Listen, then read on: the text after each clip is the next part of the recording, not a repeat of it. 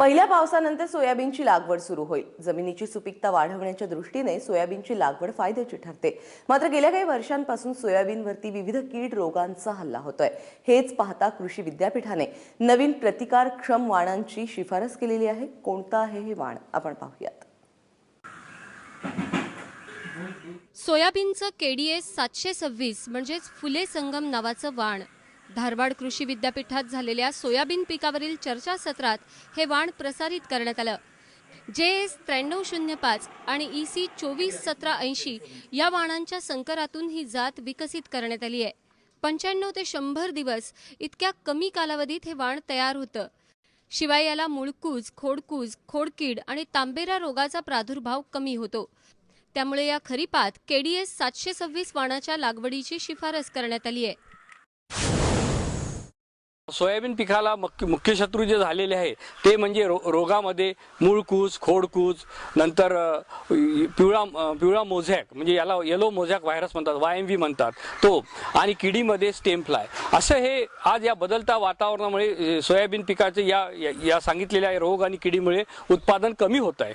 आणि या गोष्टी, या रोगाला, या किडीला हे वाण बऱ्यापैकी आम्हाला प्रयोगामध्ये चांगलं मध्यम प्रतिकारक असं दिसलेलं आहे।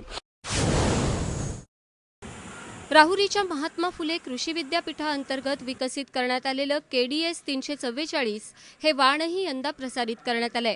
105 ते 110 दिवसात हे वाण काढणीस तयार होतं।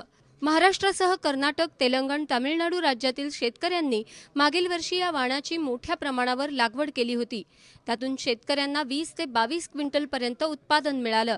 त्यामुळेच यंदाही या वाणाची शिफारस करण्यात आली होती।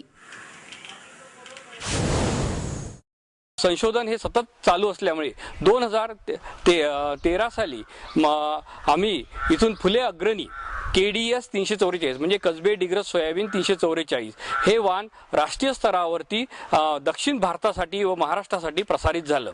आणि या वाणाने चांगलं म्हणजे आज जे प्रचलित वाण होते JS 335, 9305 हे वाण चांगले होते उत्पादनाला, पण याचं जर आपण तांबेऱ्याचं जर योग्य नियंत्रण आपण करू शकलो नाही तर हे वाण तांबेऱ्याला बळी पडून फार मोठ्या प्रमाणात 60 ते 70% नुकसान होत होतं।